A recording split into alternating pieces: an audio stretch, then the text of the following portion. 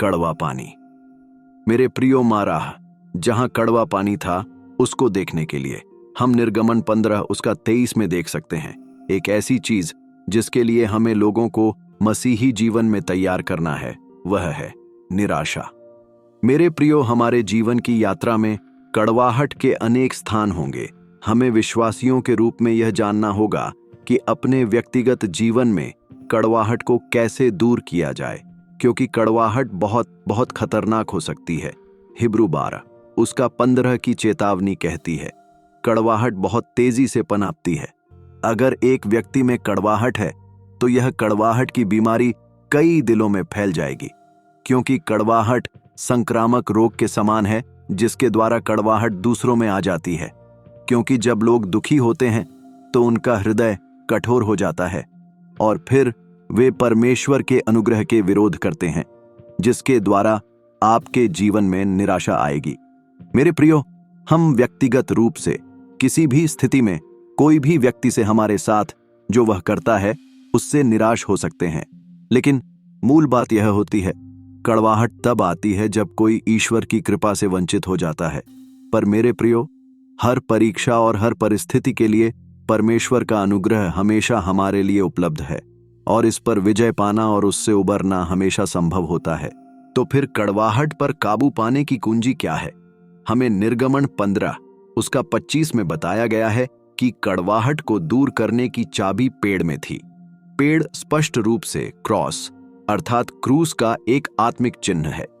कड़वाहट पर विजय पाने के लिए हमें सबसे पहले क्रूस के पास जाना चाहिए, यह समझते हुए कि हमारा अपना कोई अधिकार नहीं है। दूसरी चीज जो हमें करनी चाहिए वह है क्षमा करना। याद रहे, क्षमा में भूलने की प्रवृत्ति निहित है। जब तक हम भूल नहीं जाते तब तक हम वास्तव में क्षमा नहीं कर सकते। कई बार हम लोगों से कहते हैं, मैंने तुम्हें क्षमा किया है, पर मैं यह कभी नहीं भूलूंगा जो आपने किया है। मैं आपको बताना चाहता हूं कि कैसे उसे भूला जाए। उत्पत्ति 41 उसका 51 यहां आध्यात्मिक सत्य है जो हमारे जीवन में विजय लाएगा यदि हम इसे अपना सके और फिर इसका अभ्यास कर सके। तो यह वचन यूसुफ के बारे में बताता है, जिसके 2 बेटे हुए। यूसुफ ने पहले बेटे का नाम मनश्शे रखा। मनश्शे का अर्थ है भूलने की प्रवृत्ति या स्वभाव। ईश्वर आपको पवित्र भूलने का स्वभाव अर्थात भूलने की शक्ति दे सकता है, जैसे उसने यूसुफ को दी थी। यह उस बच्चे के समान है जो एक टोपी उतारकर दूसरी पहन रहा है। परमेश्वर से कहो, हे प्रभु, मैं इस पुरानी टोपी और इसके सभी विचारों को उतार रहा हूं और मैं एक नई टोपी पहन रहा हूं। मैं मनश्शे को पहन रहा हूं। मेरे प्रियो, परमेश्वर की विस्मृति अद्भुत है। लोगों को किसी ऐसे व्यक्ति की जरूरत है जिस पर वे भरोसा कर सकें।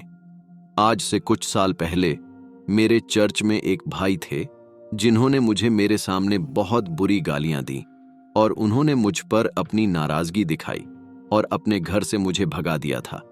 पर कुछ समय बाद उन्हें हार्ट अटैक आया और वह हॉस्पिटल के आईसीयू में एडमिट थे। वहां उन्होंने अपनी पत्नी को कहा, पास्टर मनीष को बुलाओ।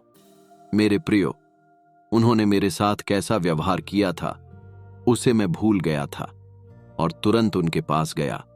यकीन मानिए, उन्होंने मेरे साथ जैसा भी किया था वह मुझे याद नहीं रहा।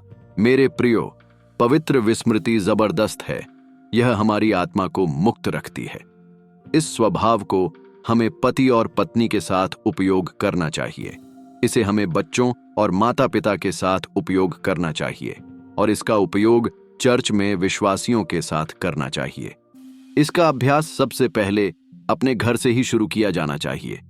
पहला शमूएल 22 उसका 2 जब कोई हमारे विरोध में कुछ कहे तो अपने पवित्र भूलने की शक्ति पाने के लिए तुरंत परमेश्वर के पास जाए।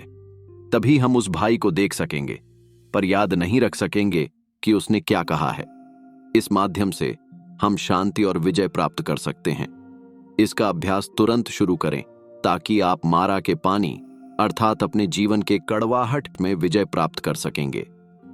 जब आपके अपने जीवन में जीत होती है तो आप इसे दूसरे को प्रदान कर सकते हैं। इफिसियों 4 उसका 1 और 2 सहनशीलता के गुण का अर्थ है आपके अपने जीवन में एक गंभीर आवश्यकता है और आप कहेंगे, परमेश्वर कृपया अभी निपट लें। एक अगुआ के रूप में आप पहले बाकी सब चीजों से निपट सकते हैं और अंततः इसका समाधान कर सकते हैं जिस चीज के बारे में हम सबसे अधिक चिंतित थे। इसका उद्देश्य हमारे जीवन में सहनशीलता का एक विशेष गुण विकसित करना है। हमें उन दोषों को भी सहन करना सीखना चाहिए जो हम दूसरों में देखते हैं, लेकिन उन दोषों को भी जो हम स्वयं में देखते हैं।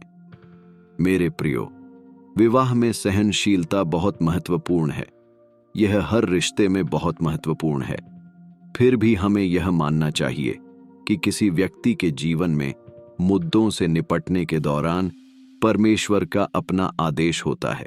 कभी कभी मंडली में कुछ ऐसे लोगों का होना आवश्यक होता है जिनकी वास्तविक समस्याएं परमेश्वर के साथ अभी तक नहीं निपटी हैं। एक अगुवे के रूप में इन लोगों में ईर्ष्या, क्रोध, तीखी जुबान हो सकती है या कड़वाहट हो सकती है। हमें इसे सहन करना पड़ सकता है। यह गुण या सद्गुण जो किसी व्यक्ति में बुराई को सहन कर सकता है वह है सहनशीलता। मैं इसके बारे में सोच सकता हूं। कई लोग जिनके साथ हमें अक्सर संपर्क में रहना पड़ता है, वे खूबसूरत लोग हैं, लेकिन उनके जीवन में गंभीर समस्याएं हैं।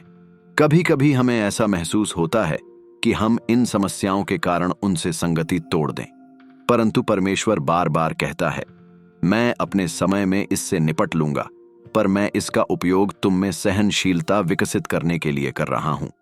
याद रखें, ईश्वर हमें अगुवा बनाने के लिए इच्छुक है। इसलिए परमेश्वर न केवल मंडली के लिए पास्टर का चयन करता है, बल्कि वह पास्टर के लिए मंडली का चयन भी करता है।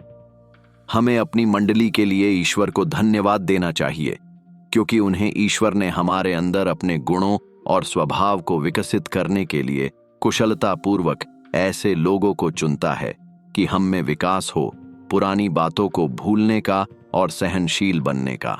परमेश्वर आप सभी को आशीष दें। अगर ये वीडियो आपको पसंद आया तो इस वीडियो को लाइक जरूर करें और ऐसे और भी वीडियो के लिए बरोडा फेथ मिनिस्ट्री को सब्सक्राइब करना ना भूलें।